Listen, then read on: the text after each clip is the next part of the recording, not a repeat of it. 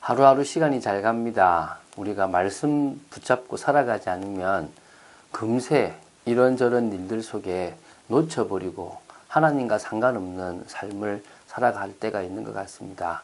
오늘 말씀 따라가는 축복을 누리시기 바라고, 특히 말씀 속에서 온전한 제목을 붙잡고 응답받는 삶 되길 바랍니다. 오늘은 요한복음 5장 28절부터 38절 말씀까지를 보겠습니다. 지금 계속 38년 된 병자를 안식일에 고쳐주고, 당신이 하나님을 아버지라고 한 것 때문에, 예수님께서 하나님을 아버지라고 한 것 때문에 유대인들이 죽이려고 하기도 하고, 또 안식일을 범한다고 해서 이렇게 분노하게 되었습니다. 그러는 중에 아버지께서 하라고 하신 일을 하고 아버지께서 아들에게 심판하는 권한을 주셨다라고 이야기하니까 유대인들이 조금 놀랐습니다. 분명한 것은 세상의 끝과 세상의 심판날이 있습니다. 착한 일을 한 사람이 구원받는 것이 아닙니다. 아무도 착한 일을 할 수가 없고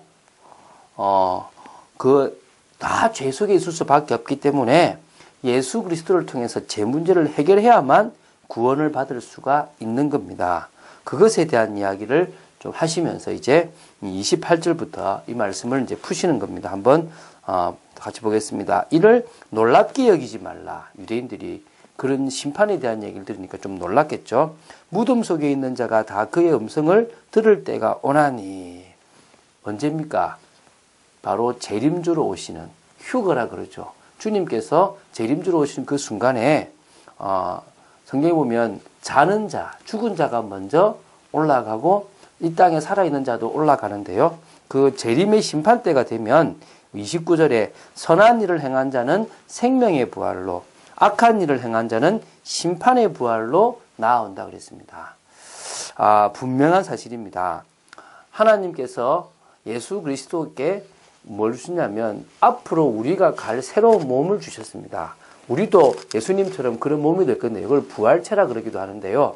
예수님께서 십자가 지시고 부활하셨을 때 그 몸이 영원히 죽지 아니하는, 또 그러면서도 육신을 가지고 있는 몸이 되셨습니다. 지금도 하늘 보좌에 앉아 계신데요. 예수 그리스도를 통하여 죄 문제를 해결한 사람, 선한 일을 행하는 자는 그런 의미인데요. 그죠?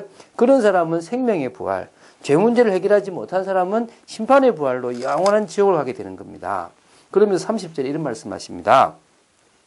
내가 아무것도 스스로 할 수 없노라. 듣는 대로 심판하노니 나는 나의 뜻대로 하려 하지 않고 나를 보내신 이의 뜻대로 하려 함으로 내 심판은 의로우니라. 예수 그리스도께서 세상을 심판하실 때도 하나님 아버지의 뜻대로 하십니다. 하나님 아버지는 당신의 뜻대로 어떤 사람은 예정하시고 어떤 사람은 예정하지 않으셨습니다. 그 뜻이 하나님께 있음을 알게 하고 그 뜻이 불의하지 않음을 우리는 알고 믿어야 됩니다. 그 뜻대로 예수 그리스도는 세상을 심판하시고 모든 것을 진행하십니다. 31절에 내가 만일 나를 위하여 증언하면 내 증언은 참되지 아니하되 나를 위하여 증언하신 이가 따로 있으니 나를 위하여 증언하시는 그 증언이 참인 줄 아노라.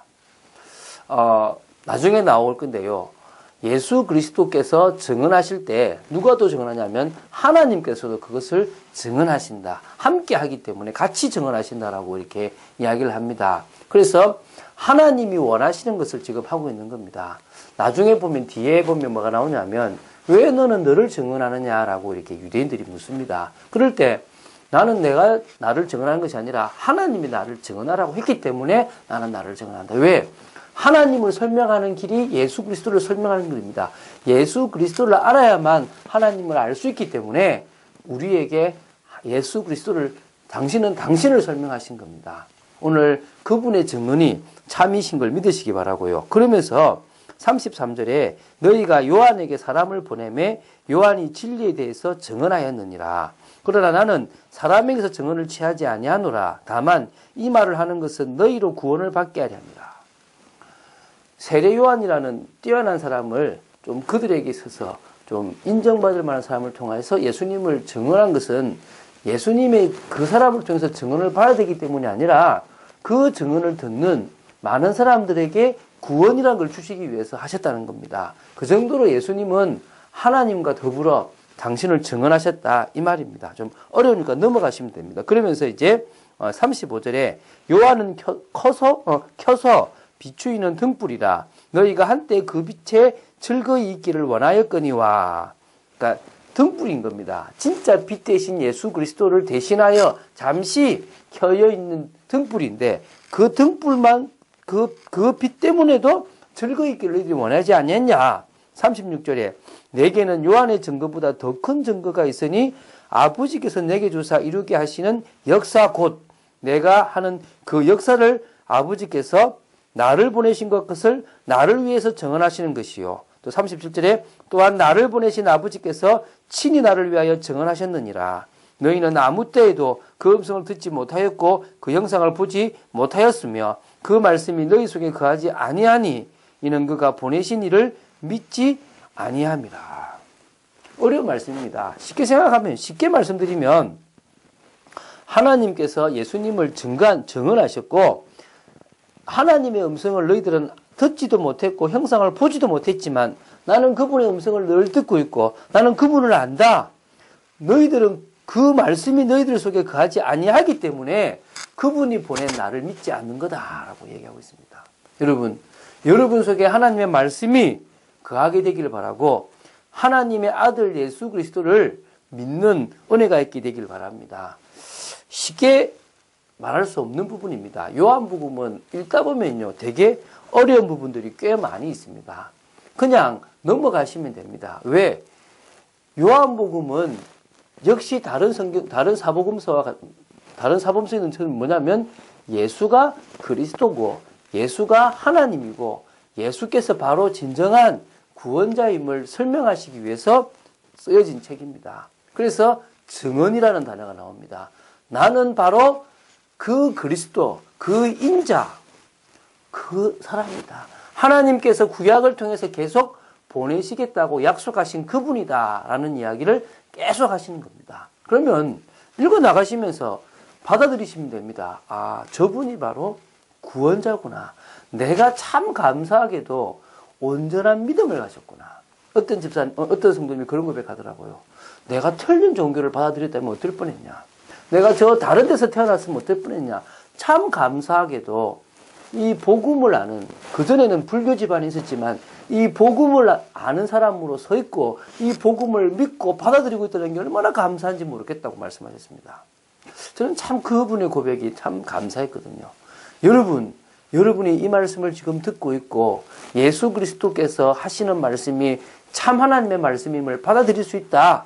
나에게는 생명의 부활로 변화될 축복된 시간이 있고 또 이 땅에서도 그런 그리스도와 함께하는 참된 비밀을 누릴 것이다. 믿으시길 바랍니다. 그래서 여러분들이 그 믿음으로 가장 귀한 축복들을 누리게 되길 바랍니다. 강단의 말씀을 계속 좀 정리합니다. 의롭다 인정함을 받은 자가 받아 누리는 축복.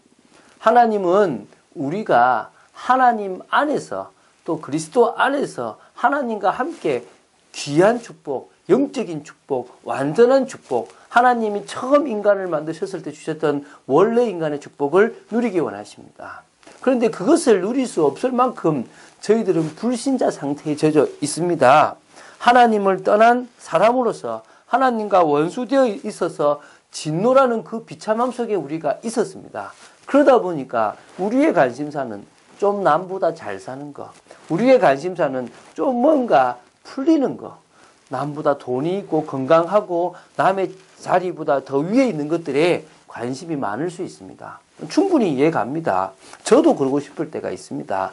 그러나 그것보다 더 중요한 것은 영적인 축복을 누리는 겁니다. 영적인 비밀을 누려서 진짜 같이 하나님이 나와 함께 하시고 내가 하나님을 만나서 누리는 그 축복에 우리의 중심을 둬야 될 줄로 믿습니다. 이런 것도 바닥을 치지 않으면 사실 사람들이 잘 못 깨닫습니다. 이 진짜 완전 안 되는구나. 내가 자랑하던 거 다 쓸모없구나. 이게 되지 않으면요. 잘 못 붙잡습니다. 그래서 그리스도를 통해서 구원받고 나서도 자꾸 세상적인 것에 아직도 관심 있는 모습들을 봅니다. 이제 우리만이라도 넘어섭시다. 나는 오늘 주님이 나와 함께 하시는 임마누엘의 비밀을 누리겠다. 주님과 함께 동행하는 중에 나에게 맡겨진 이 일 안 해도 되지만 주님이 이것을 통하여 하나님의 나라를 이 현장에 이루시기를 원하신다라고 깨닫고요. 오늘 기도 수첩에 있는 것처럼 개인이 응답받는 축복을, 유일한 길인 축복을 누리게 되기를 바랍니다. 바울은 어디를 가든지 자신이 있는 그 현장 속에서 참 응답을 받는 비밀을 알았습니다. 그리스도를 통해서 어떻게 하면 참 응답을 받는지를 알았기 때문에 낙심되어서 그 현장에 갔든 혼자 그 현장에 갔든 아무 상관없이 거기서 만남의 축복도 누리고 거기서 하나님이 예비된 사람을 만나서 하나님의 나라를 이루는 법을 알았습니다. 참 대단한 건데요. 그게 바로 감람산의 비밀입니다. 하나님의 나라를 이루는 비밀인 거죠. 그 비밀이 있는 사람은요, 다릅니다. 어떤 현장에 어떤 상황 속에서도 상관없습니다. 그 현장에 재앙을 막을 수 있고 후대의 재앙을 막을 수 있는 축복의 인생을 살 수 있고 오늘의 재앙까지 막을 수가 있습니다. 그리고 오히려 다른 사람에게 어떻게 하면 그리스도 안에서 참 응답을 받을 수 있는지를 증거할 수 있습니다. 말씀드리겠습니다. 어떻게 하면 참 응답 받느냐? 그리스도께서 여러분의 인생의 주인 되도록 오늘도 고백하십시오. 주님은 내 인생의 주인이십니다. 오늘도 내 속에 계신 성령으로 말미암아 주님이 나를 통해서 살아가시는 당신의 인생 되기를 원합니다라고 고백하시고요. 그리고 일 중심으로, 이익 중심으로 살아가지 마시고 은혜 중심의 스케줄을 짜시고 더 큰 은혜 속에 있기 위하여 말씀 속에 있는 축복을 누리게 되기를 바랍니다. 그래서요, 진짜 내게 맡겨진 어떤 일이든 하나님이 계획하지 않은 일이 없음을 고백하시고요. 또 그 속에 분명히 나를 향한 영적인 축복, 사실적인 축복이 있음을 아시고요. 찾아 누리시기 바랍니다.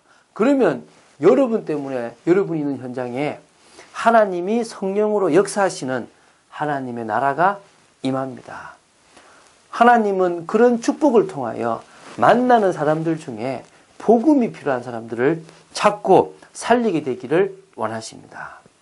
그런 축복의 걸음, 그런 걸음을 오늘도 걷게 되기를 예수님의 이름으로 축원드립니다. 주는 그리스도시요 살아계신 하나님의 아들이심을 고백합니다. 말씀이 어려울 때도 있습니다. 저도 어떤 말씀은 무슨 말씀인지 잘 이해가 안 될 때도 사실은 있습니다. 하나님, 저희들에게 성령으로 역사하셔서 하나님의 말씀, 저희들에게 주시는 이 말씀이 이해되어지고 믿어지게 하여 주시옵시고 하나님의 나라를 이루는 축복의 인생을 살아가기 위하여 오늘도 응답받는 유일한 축복을 누리게 허락하여 주시옵소서. 저희들이 의롭다 인정함을 받은 만큼 영적인 축복, 사실적인 축복을 누리기 위하여 우리의 모든 불신자의 상태를 벗어버리는 참된 결단의 시간이 있게 허락하여 주시옵소서. 오늘 하루의 삶도 성령께서 인도하실 줄 믿고 예수 그리스도 이름으로 기도드립니다. 아멘.